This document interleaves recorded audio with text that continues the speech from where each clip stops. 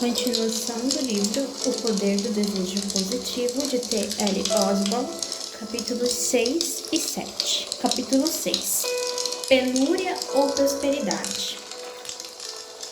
Se todos empregassem as leis de Deus, disciplinassem e buscassem o melhor que há na vida, os poucos privilegiados cessariam de monopolizar a vida abundante.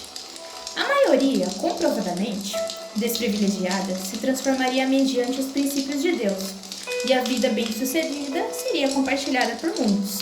As religiões dizem: cuidado, a influência material ou até mesmo a suficiência pode corromper ou mimar as pessoas. Esse ataque aviltador contra suas mentes cristãs começou durante a Era das Trevas. Um estudo sem preconceitos do cristianismo primitivo revela a prática da fé positiva para a vida abundante da parte de Deus. Por causa disso, as pessoas prosperavam e eram generosas. Doutrina para santificar a pobreza. Posteriormente, a aceitação de Cristo por Constantino popularizou o cristianismo. A partir daquele período, uma hierarquia eclesiástica dominante envolveu-se para controlar o comércio, a ciência, a educação e a religião. Líderes eclesiásticos astutos manipulavam os cofres públicos a ponto de o sistema religioso monopolizar o controle financeiro e o povo ser reduzido à pobreza por causa das taxas e impostos. As massas se tornaram inquietas no seu papel de subservência e asseveraram sua reivindicação a uma vida melhor. Foi então que os peritos financeiros da hierarquia eclesiástica entraram em concluo com os clérigos para inventarem doutrinas que atribuíram santidade à pobreza e apaziguaram os camponeses. Fazendo uso do nome de Deus, fizeram lavagem cerebral no povo, o qual foi proibido de ler a Bíblia. Seus ditos malévolos ensinavam que a pobreza material fomenta a unidade espiritual. A prosperidade ou a vida abundante motiva a arrogância, o orgulho e o viver pecaminoso. O povo comum não tem qualificação para administrar as riquezas materiais sem contágio pela sua maldade potencial. Até hoje, muitos dogmas eclesiásticos transmitidos desde aquele período medieval ainda proliferam e santificam a pobreza, ao passo que estigmatizam a prosperidade. Os ensinos bíblicos que têm a finalidade de desencorajar o amor pervertido ao dinheiro têm sido torcidos para formarem doutrinas ameaçadoras, as quais dizem que os ganhos materiais produzem arrogância e atraem a condenação interna, a criatividade neutralizada.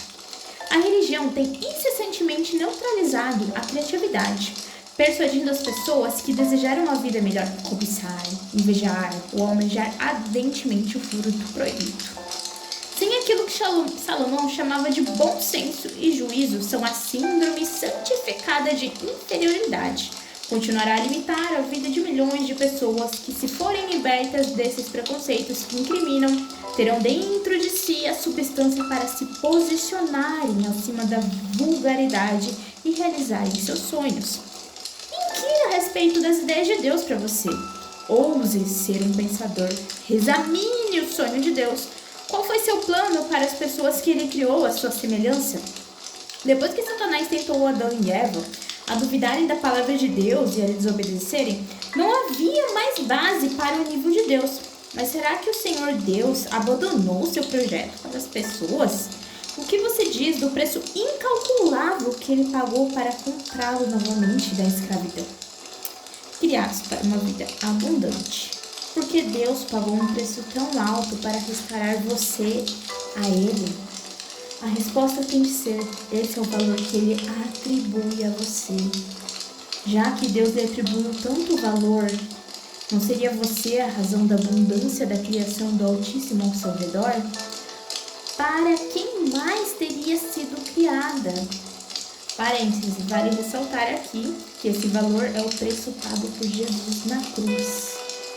É correto os incrédulos buscarem a vida abundante, aplicarem as leis divinas do sucesso e atingirem seus alvos? É errado quem crê em Deus receber bênçãos materiais? Os que creem em Deus devem venerar sua pobreza, desconsiderar as leis divinas para o sucesso e usar sua penúria?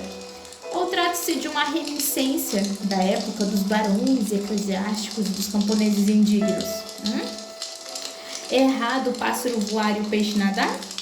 Você deve refestelar seus olhos nas belezas da natureza? Ou ser condenado por desejar uma vida abundante? Você tem o legítimo domínio.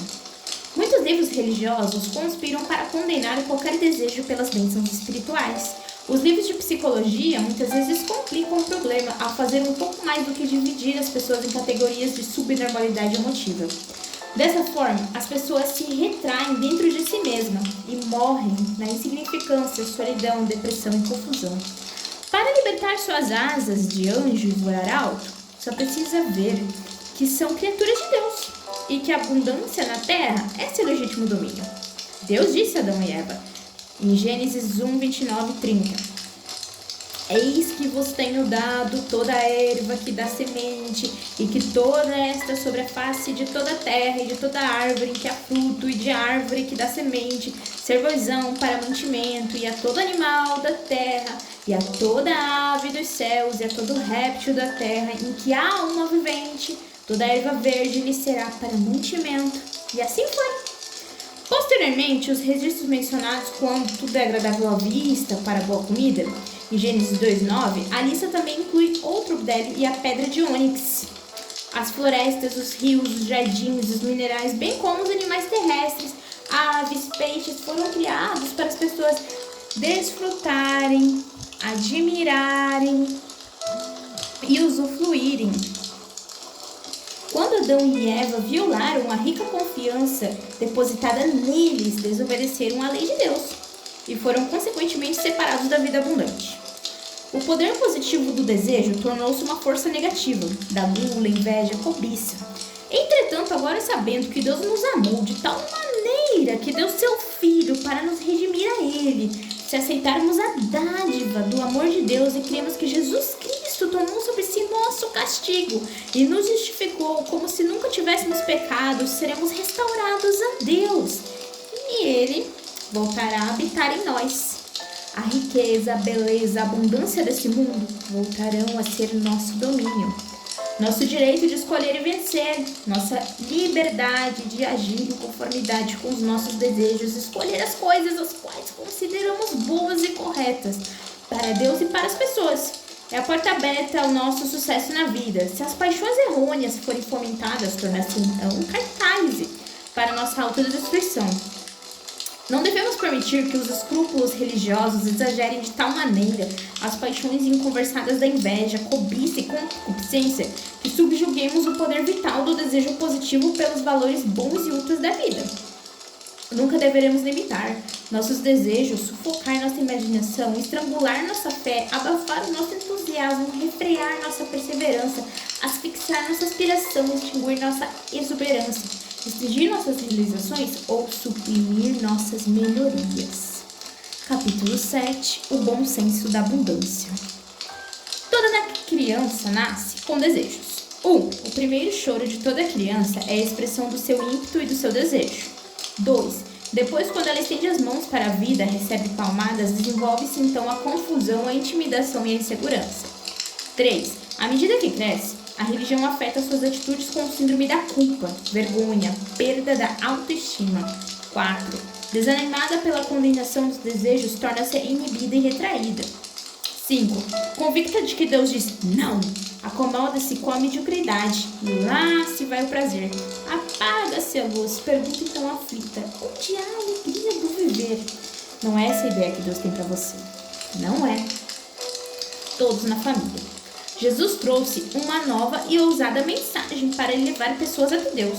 Trouxe uma nova esperança à humanidade, referindo-se a Deus as pessoas respectivamente como Pai e sua família. Conclamava as pessoas a terem fé em Deus, ensinava-as a não se agachar e mendigar como pagãos, a não aceitar uma situação inferior na vida como se alguma divindade lhes tivesse dado piores cartas para mexer-se, erguer a cabeça e olhar ao redor para a abundância e o poder de Deus. Mateus 7, 8. Pedi, buscai, batei, porque aquele que pede, recebe.